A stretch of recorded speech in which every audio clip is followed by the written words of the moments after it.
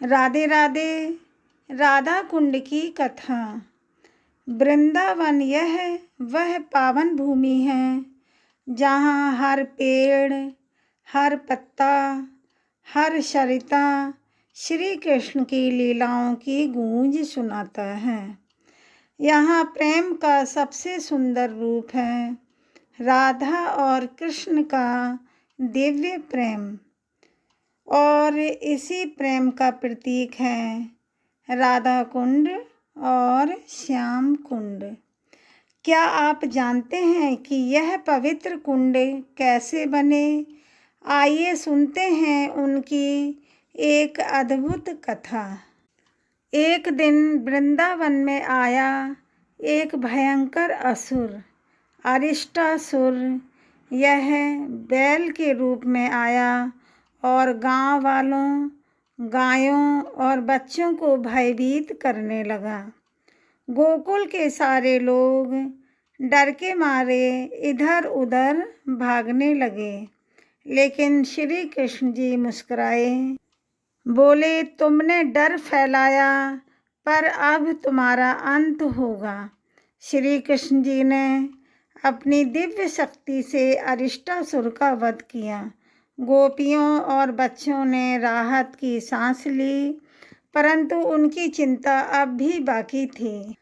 गोपियाँ बोली, कृष्ण, तुमने बैल का वध किया है, यह गौ हत्या जैसा पाप है। अब इसका प्रायश्चित कैसे होगा? श्री कृष्ण ने प्यार भरी मुस्कान के साथ कहा, तो बताओ, अपने कैसे पाप को मिटाऊं? तब राधा रानी ने कहा, गंगा, यमुना, सरस्वती और सभी पवित्र नदियों के जल से स्नान करो, तभी तुम्हारा दोष समाप्त होगा। श्री कृष्ण ने मुस्कुराते हुए अपनी एड़ी से भूमि पर प्रहार किया। धरती फटी और वहाँ से तेजस्वी प्रकाश और सभी पवित्र नदियाँ प्रकट हो गईं। गंगा, यमुना, सरस्वती और अन्य तीर्थ देवियाँ वहाँ उपस्थित हुईं। उन्होंने निवेदन किया, हे प्रभु, हम सब आपकी सेवा में उपस्थित हैं। श्री कृष्ण ने उनके जल से स्नान किया और खुद को शुद्ध किया। यही बना श्याम कुंड, जो आज भी भक्तों के लिए अत्यंत पवित्र है। राधा रानी और उनकी सखियां यह सब देख रही थीं। राधा मुस्कुराई और बोली, अगर कृष्ण अपना कुंड बना सकते हैं तो राधा क्यों नहीं बना सकती? राधा ने अपनी चूड़ियों से जमीन खोदी। सखियां भी उनके साथ खड़ी हो गईं। धीरे धीरे यह बन गया राधा कुंड, परंतु इसमें जल नहीं था। राधा रानी थोड़ी चिंतित हुईं। तब देवियां पुनः प्रकट हुईं और बोली, हे श्री राधे, हमें भी आपके कुंड में प्रवेश करने की अनुमति दें।